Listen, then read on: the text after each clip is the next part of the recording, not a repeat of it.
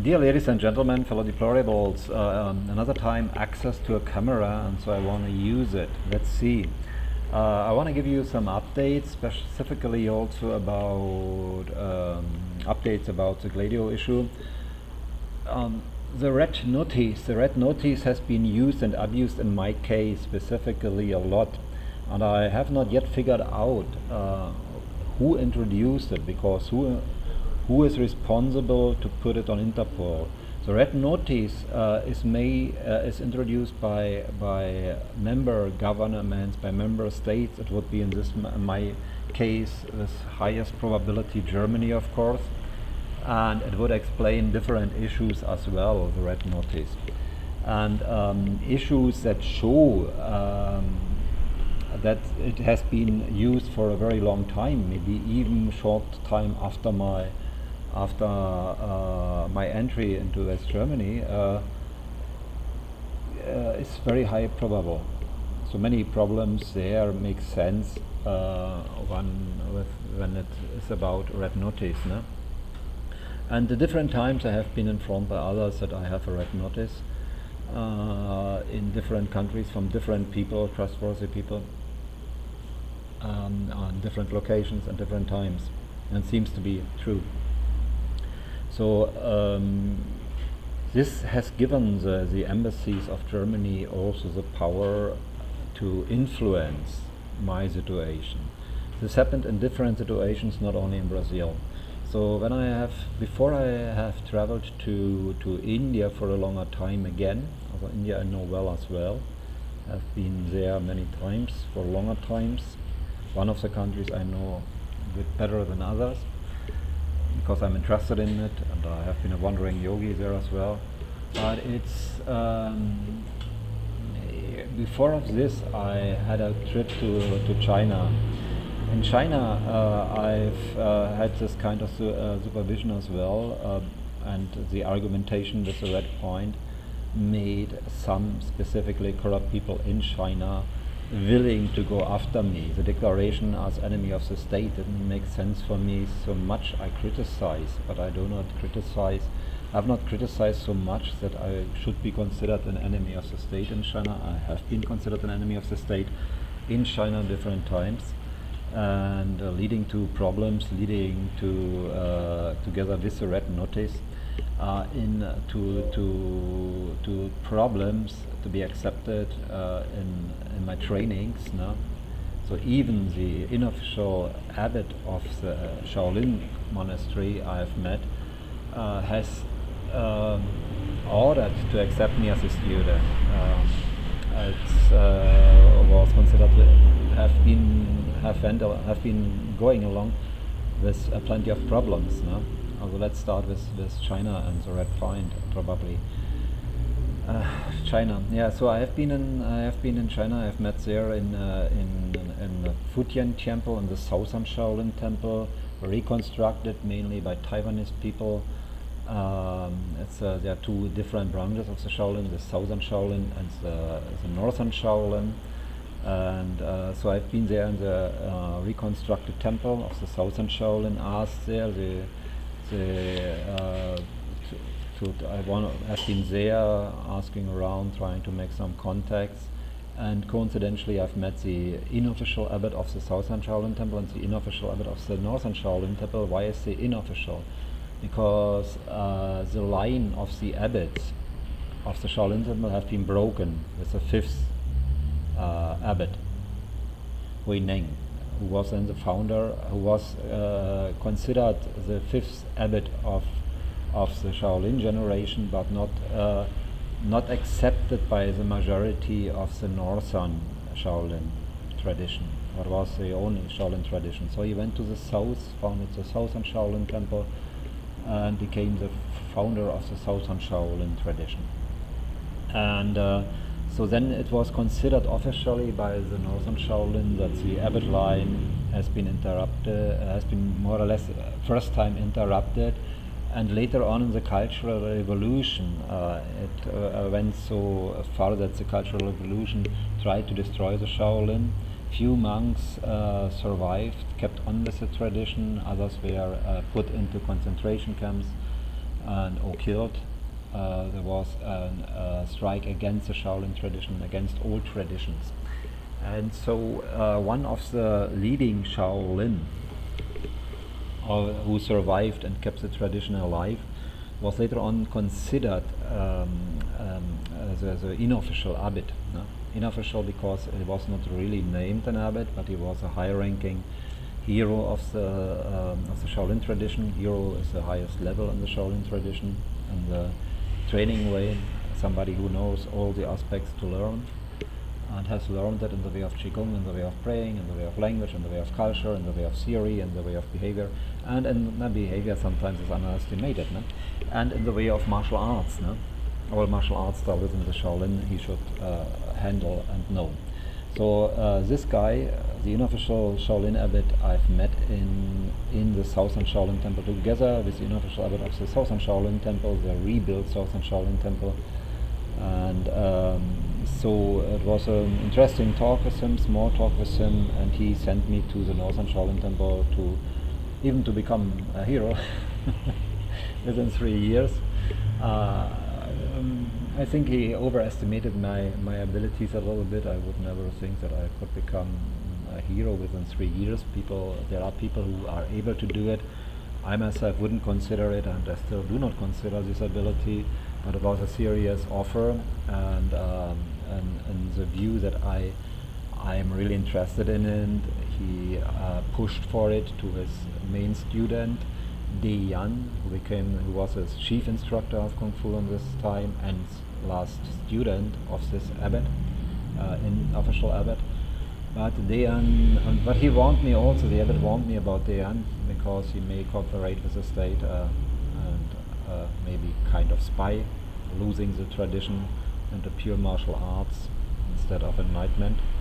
And so I got there in plenty of trouble, and Dejan didn't want really to accept me. Officially he did, and so he pushed the unofficial abbot that I'm not considered a foreigner, that I'm considered a potential high-ranking student. And there's a difference when everybody can learn in the Shaolin Temple when they pay a huge amount of money. And nowadays in the new politics, but they wouldn't learn the real stuff. The more Chinese people get more discounts than foreigners, that's another thing. And when somebody is really a talent and considered potential good Shaolin, the less he will pay, and sometimes even nothing. No? And he gets it even for free, but it's about the abilities of the student. No?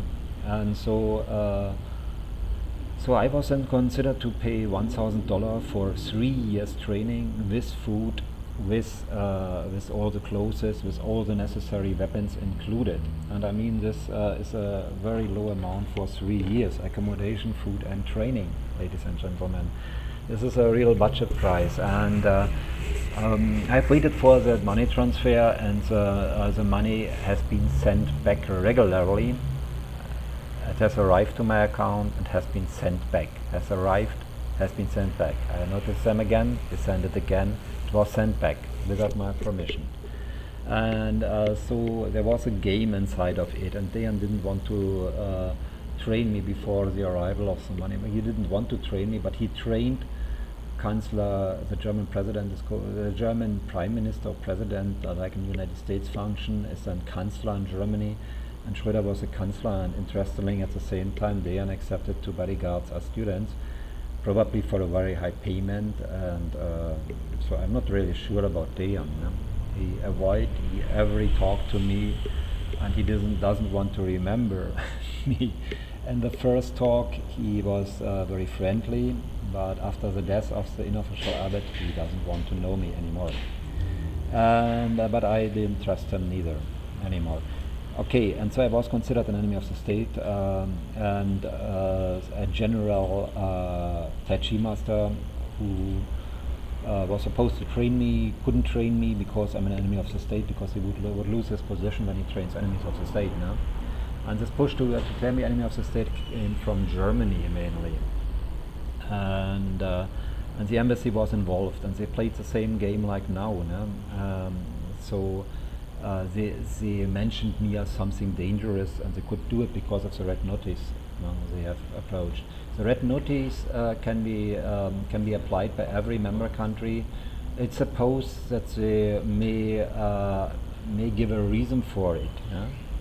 But Germany has a high reputation, an undeserved high reputation, and it looks like they have not given any kind of explanation. Because when I was later on deported from China to Hong Kong, what was not yet a part of full part of China, then every border control has been informed, and I was not able to return again to China. It may be able now, because the main actor from Chinese side was the president of the director of the federal police, who has been meanwhile fired over corruption and who has been dismantled as a corrupt one. So now she may consider it that the Chinese Secret Service always had a different view of it, and even some members of the Chinese Secret Service liked my approach to fight corruption everywhere and to cooperate in the fight against corruption, and even contacted me and wanted me to inform them about ways and make proposals for them to fight against corruption. It was sincerely, and I appreciated it, and I know there are different Chinese people. There are even fights within the government, and I don't fight against the whole government. I don't fight against the whole state. I don't fight against the police in China. I have learned to differentiate there, and so I appreciated it, but I haven't gone along with it because I was busy with other things, and I had to survive. No? And it was still this abstruse situation that I still had an entry ban into China. So one part made an entry ban for me, declared me an enemy of the state. The other wanted to cooperate with me. That was the situation I have been in. And so in Hong Kong itself, I was very angry about my last deportation. The last deportation was with the involvement of the German consulates there, because I applied for a job. I got a very good job offer there in Canton, and I had a small talk with a millionaire. He owned a college, and he wanted me to be a teacher there, and he agreed that I teach also topics like organized crime and corruption networks and how to counter it. He agreed to it. He left it on me what kind of topics I teach. And there was a kind of dream job in this way, no? But I needed to legalize it. And after legalizing, I would have the well-paid job. But so I've handed over the passport to the immigration police. That's a procedure to work on the work visa and to give me a work visa. And the German consulate pushed them not to return my passport. No?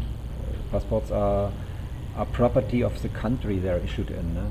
So every country can demand to give back the passport to them as a country. No? And so I've been there to the embassy and said, they don't return me my passport. And they said, no, we can't do anything. Oh, no, go to the police. They must give you a paper that you lost, so has been stolen passport, then we issue a new passport.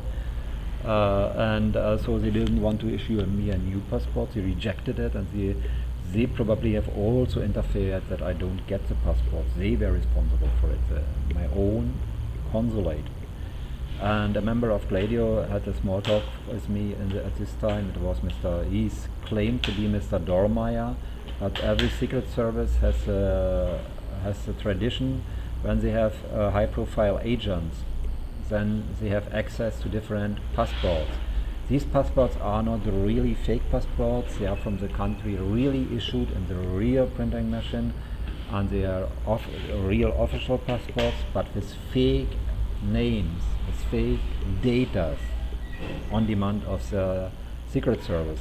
And you call it in German, I hope so in English as well, but in German you would call it like this, a legend. No? You get another identity, it's your legend. That's called in Secret Services. So it may be just a legend, not a legend tale, but a legend in the way of another identity formed by the Secret Service. So it would be quite normal why he should come with his real identity to me. But he always was responsible for me in all consulates. He told me direct into the face, you will not get a foot on the ground, I guarantee you. So, yep. Then I've been in the end. Then they pushed for my deportation, both, and the high-ranking police officer from Beijing, extra coming from Beijing to deport me, told me personally, yes, we have done it together with an agreement with the German state and government and the German consulate and embassy to deport you.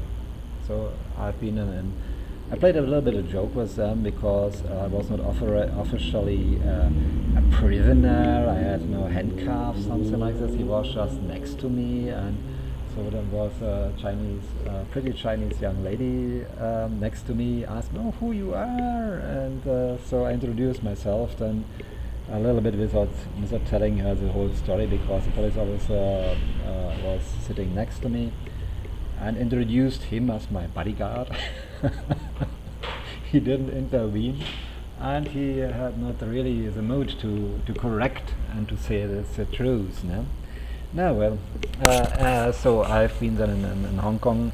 Then on the border in Hong Kong, they returned the passport for me, but I couldn't return anymore to China, to my good job teaching about organized crime and corruption networks. And so in Hong Kong, Hong Kong became then a part of China. So the Hong Kong situation is still different, was still different. I'm not up to date now. So one country, three different laws, but under the power of the federal government. So the federal government, they got still their own laws, but the federal government had the last shot and could intervene whenever they wanted. And they intervened in my case. No? Yep, so this is explainable also with the red notice as well. No? And yeah, Hong Kong was the same thing. No? So the consulate didn't act on my behalf, it acted against me. No? Some a ship owner told me that the embassy wanted to push him and to force him to get me back to Germany and to imprison me there within the boat and let me out after my arrival in Germany. And he rejected it because it's illegal. And what's now interesting in Hong Kong is also the activity of the police. I had a broken bone on the foot once, and so I've been to the hospital. The hospital wanted to treat me, and they wanted to treat it as a short operation there, but it would be the standard procedure, everything verified with X-ray. But then a police officer appeared there, and then the doctor informed me, we are not allowed to treat you. Your embassy doesn't agree to it. And I'm not a citizen of Hong Kong. So they followed the orders of Germany regarding me, a citizen of Germany, not to treat a broken bone. That was the starting situation. So I had to train with a broken bone, and I did train with a broken bone and continued my training and walking with a broken foot one. And then it's later on the police talked to me, asked me, what do you want to do? They asked me, we have to talk to you. And what's about it? So your consulate and embassy asked us to surveil you and to tell them every step you do, where you are, what you do. But they didn't give us any, but it would be against our law. We could do it only, surveil you, when you agree to it. Do you agree that we surveil you? Do you agree that we give all the data we know about you to the German embassy? I thought a little bit and said, no. Oh, it's okay, we understand. Have a nice day, Mr. Frank. So with the police I had no problem. And that's a little bit similar to Brazil now, because in Brazil I don't have problems with the police. An example, I've got a nunchaka as a present from my Shaolin teacher. Dayan didn't teach me, but then I've been to Zhengzhou, the neighboring city, to another Shaolin, a high-ranking Shaolin who had an own language, an own school, Shaolin school, and I trained there for free even. And yep, I had a good relation with him, and so he was a Shaolin, was a bit unconventional Shaolin, let's say like this, with his girlfriend who is a Tai Chi master, and when they had a fight with each other, then they throw stones and big stones against each other. This was not really, mainly to him, he didn't push it back. But it didn't hurt him because he has high skill in iron body kung fu, so you can throw stones to him, it wouldn't hurt him. But you shouldn't stand in between. So it was a very unconventional teacher, let's say like this. But so when I first wanted to go back, interrupt my training there because of a girl I have known from Macau, then he got really upset. No, not really upset, not angry, but he was very sad. No? And said, no, you come here, you are like the other Europeans, white men, you just want to be a holiday Shaolin, and then you go back and you forget all the training. I said, no, it's not this, I want just to see the girl. No? And so we ended up in that I promised to travel in my Shaolin dress. And then suddenly he was happy and he has given me a nunchaka and said, oh yeah, but a real Shaolin need to travel with a weapon. So he has given me a nunchaka and I traveled then with a nunchaka over my neck and the Shaolin dress back to Macau to see this girl. And and in Macau it was not the biggest issue. In China it's allowed to travel, to have such Shaolin weapons around in the streets. And in Macau, I'm not really up to date. In Hong Kong, it's not allowed, but in Macau. So I've been to Macau and with a nunchaka and entered into the hotel where she worked. And it's the biggest hotel in Macau.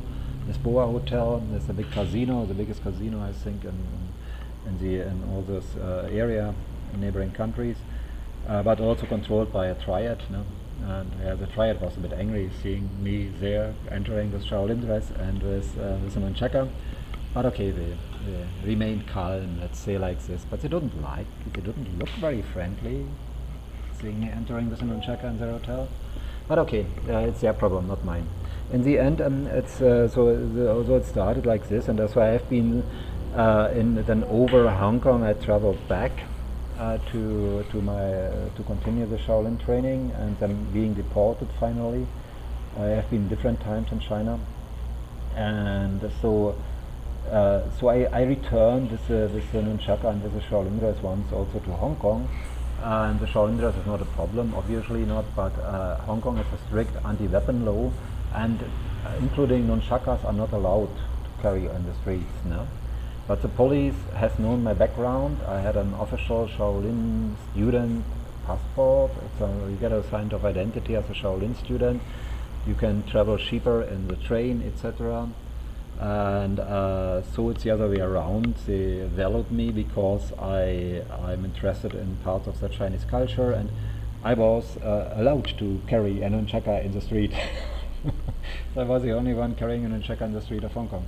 So they had no objection against it. They have known that I'm not a violent criminal, and I've trained outside as well, with a nunchaka. And so the police, I had no problem with the Hong Kong police at all. No? They were on my side.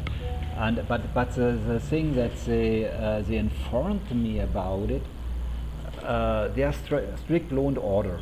At this time, when you have used the bus in Hong Kong, the driver had white gloves, and there was a sign written there, talking to the driver is a crime. While driving is a crime, and you will have to pay a fine, something like this. Yeah? So strict law and order, so more law and order than in Britain itself. No? And so it was law and order. No? And the police tried to be law and order, the most of them. No? So they were on my side. No? This exception that I could carry a nunchaka in Hong Kong was already something special, and I appreciated this reaction from the police. No? And this exception. But it's they wouldn't. But the police says they know about the red notice. So when they have a red notice, but they wouldn't follow the red notice in Hong Kong at this time without a reason. It shows me that they have informed me, and they considered it impossible to surveil me without my permission. Shows that there was no reason for the red notice, and that Germany rejected to tell them a reason, or they told them some bullshit. Otherwise, Hong Kong police would not have reacted like this. They don't like bad Shaolin, they like good ones. And they didn't consider me a bad Shaolin, and so that shows that Germany doesn't have a real reason to put me on a red notice. The reaction of Hong Kong police. They wouldn't have done it when I would be they would have really evidence shown, oh, he's a huge criminal, he's a murderer. No, Hong Kong police wouldn't stand behind it. They are law and order, more than German police. And so, yep, this to the red notice, this Hong Kong experience. And yeah, but I'm thankful to the police. I mean, they did everything legal what they could to be on my side. No? They could not oppose the orders from Beijing to put me in prison for 2 weeks for dropping down a pen. So I dropped down a pen by turning around my body, and this is a common assault, and and ordered by Beijing that I should be in prison. And in the prison I was considered a political prisoner because it's not really a crime. And I had to go to the prison because the police didn't want me in prison, in fact, and neither the judge, because they got the order from Beijing, but they have known that's bullshit to send somebody for a drop-down pen into 2 weeks in a prison. But I wanted to do it because I don't want to flee from Assad. And when you see, oh, he is wanted for fleeing, he's wanted, and then he has flown to other countries. He doesn't want to go back because he would go to jail. How does it sound? No? It sounds like a huge crime. It doesn't sound like a drop-down pen. And then I would say, no, it's about a drop-down pen. People, would they believe me or wouldn't they believe me? So no, I wanted to go to prison, and I had to really to go by myself. I've been to the police. No, I want to go to prison. I have my prison. No, it's full. You can't go now. Then go to the other police station. We don't have anything to do to it. And no, go to the court. Hey, we didn't sentence you. The court, the judge did it. So I had to go then walk to the court and insist that I go to jail because they have. This was my sentence. No? So I've been then 2 weeks in jail, and after my arrival, then some people from the Colombian mafia were there, and they were very happy. Oh, welcome. Yeah, so fuck them. Yeah, they didn't. They liked the idea that I'm in prison. Let's say like this. They are not really my friends, of course not. But anyway, so with the Hong Kong police, they have been quite law and order. I'm not up to date. They have to follow the rules and orders from Beijing whenever it's given. That's the other side of the story. But it shows, and it shows also that the trouble was not really between me and the triads. I expected more trouble because I oppose them. They oppose them because they are into drug trade, and the drug trade is usually triads is a very different story in this game in the international war on drugs, because triads are a group of Shaolin from the tradition. The Shaolin monks have formed the triads to bring back the Ming dynasty, and so they are supposed to live law and order and values and morality. They don't do it anymore. Some groups do it inside their fraternity, some triads, but not outside. So they deal drugs only for others, but they are not allowed to take them. Other triad groups are so modern that they are junkies themselves already. So it's a different story. But all of them remember the history of the triads and remember that they should follow the Shaolin rules, but they don't do. So it's a little bit different topic now. So, but I suppose that I have a lot of trouble with them, but it was not the trouble made by them, because all the deportation in the beginning I thought the triads have organized it, no? And I was on the way to prepare a war against the triads, no? But and one of the triad leaders, even having sympathy with me, and we had a good nice small talk. He informed me later on that no, ask your embassy, and he was right. Yeah. So should I say sorry to the triads? I don't know, but it's not this trouble there. I was not made by the triads. Let's say like this, no? And I hope so that they return back to their crime history, to drugs, and remember their Shaolin roots and remember the morality connected to it. Then I wouldn't have any problems with the triads, but they can't build up royal societies. They want to fight for the Ming dynasty, build a party, a royalist party, back to the Ming dynasty in China. This wouldn't be a problem for me, but not in a real criminal way. But anyway, so in China. Then later on in India, it was also with the red point, red notice connected, because before then I come back to Germany with my nunchaka. Nunchaka, meanwhile, has been forbidden and prohibited in Germany. I haven't known it. It was a new law, and so they catched my nunchaka in my backpack and confiscated it. And then I said, why? No, it's forbidden now. It's prohibited. And I said, no, yeah, what's coming now? Forget it. Just confiscate it, and that's all. Okay, I didn't think about it, so I've been to India. And meanwhile, in absence, I have been convicted by a court for illegal weapon trade. So this nunchaka became then an issue of illegal weapon trade because it was catched on the border. It was about one nunchaka. The illegal weapon trade, I have been sentenced to 1 month. It was about 1 month, something like this. And the fine, it was about a fine, and when you don't pay the fine, it was a small sentence, but it was officially illegal weapon trade. No? Why this? This is also now again considered with a red notice. So they argued probably in the court, yes, a red notice, so he shouldn't be allowed to have any nunchaka. When someone with a red notice have a nunchaka, then he wants to kill or whatever. Some bullshit like this. Sometimes it works, not always in Germany, but sometimes it works. So I got this, and in India, then the embassy had the reason to inform others that I am wanted for illegal weapon trade. Not additionally red notice on Interpol, and additionally wanted for international weapon trade. They didn't say it's about one nunchaka, they said international weapon trade, and wanted, and sentence. That's in short. It's not wrong, but it's not the whole story. And one day in India, somebody called me, somebody important want to see you. Can you come with me? What's about? A general wants personally talk to you. And so, okay.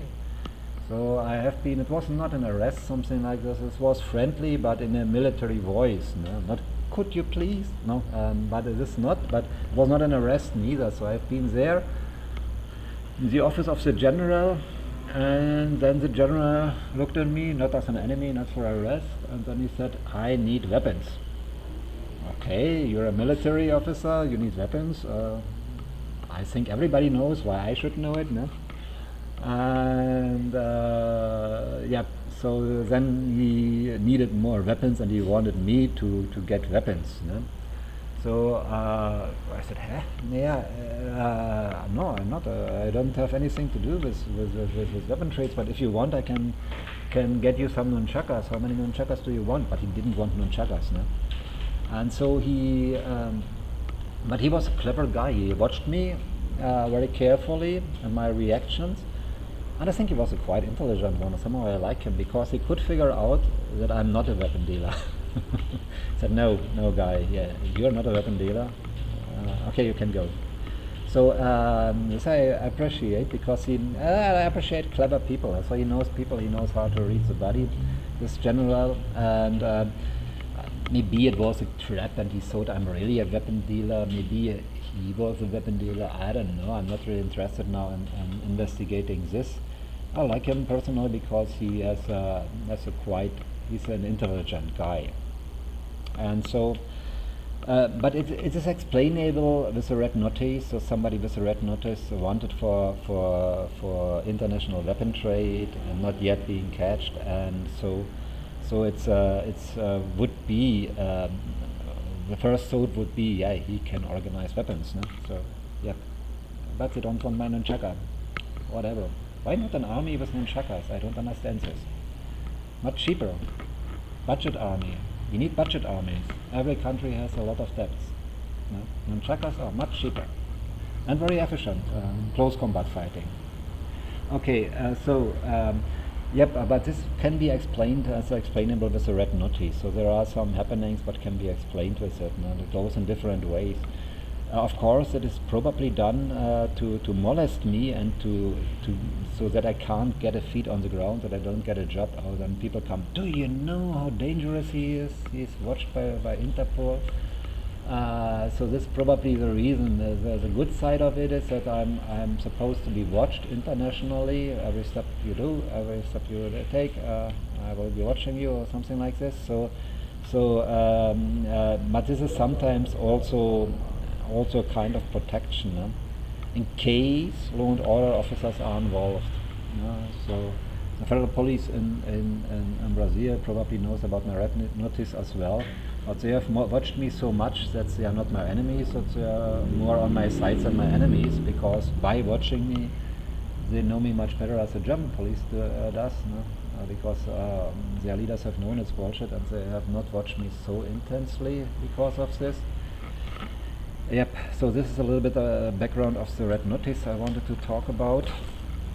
Yeah, and here in Brazil, I think you have a problem of corruption in the whole society. This includes the police forces. I have written about it as well. So the militia mafia has been founded mainly by military police as well, and prison, what they call police prison guards. And so it is a problem. You have some bad cops, more than in other countries maybe. But this the federal police is still quite a good one, and the majority law and order. So with them I won't have a big problem, and they are responsible for foreigners. The trouble they may have now a little bit in arguing it, and the intervention may come mainly by the federal police, but yep, I've met also once a high-ranking military police officer. It was after a speech fight in a church, and then they tried to push me out, and they were very aggressive, at least in their voice, and then they really pushed me out with their hands, and some girl informed them, called a police officer, and this was a high-ranking police officer from the Polícia Militar. So I'm not sure if he was one of my surveillors or not, but probably yes. And he asked me, what's the matter here? He came first to me, what's very unusual, but I was so upset about that I didn't want to talk to anybody, and at least also not to a Polícia Militar. That's the highest corruption rate. No? Not every police, Pimenta is a former military police officer, and he's the one in the film Elite Squad 2 called Nascimento. Also he tries to do a good job, and so you have different ones, no? But the majority not. But analyzing it later on, the way he talked to me, he is not my enemy. Also he's more on my side, this high-ranking military police officer. And I should say sorry for not trusting him at this moment. I was not in the mood to analyze everything. And yep. Some military police officers are good ones as well, but not all. And federal police is okay. So they are now a little bit in trouble, I guess, because not really in trouble, but because my last emails I always have written about it, and now I write about it. We should think about a war against Brazil and the way of war against narco countries, because they can't solve the problem by themselves, or they don't want, and maybe they want, and what I say they want it, but they need help, and so let's send some help. And yep, that's of course a little bit tricky, that I can't accept the Brazilian police agreeing to me that they need totally. But yep, in the end it's about a war on drugs on an international way. What way ever it's possible and efficient, I'm open to it, but I'm also open to the toughest solution. What would be in the toughest solution? A preparation for a nuclear war against whatever country. That's the last option, and this needs to be prepared for whatever country, including Brazil, let's say like this. And yes, we should prepare for the last option for whatever happens. I stand to it. No? On the other side, yep, the federal police they know themselves, Lava Jato knows themselves, they do not represent the majority of Brazilians, they represent a minority fighting against a majority of corrupt people, fighting against the majority of criminal people. It's nothing new to them. And I have said it also in my illegal imprisonment in Pedrinhas to the prisoners and in prison, and I think it's recorded, that the drug dealers have until 2025 time to change, or probably a war on drugs, a deadly war on drugs will start in 2025. I mean, it's not new what I say and write, by the way. And it has been recorded even in prison time when talking to other prisoners involved in drug trade, making it clear that the time will come when there's a real war on drugs and it will be very, very deadly. And until then, time to turn your backs to drugs. Okay, what else what I wanted to say?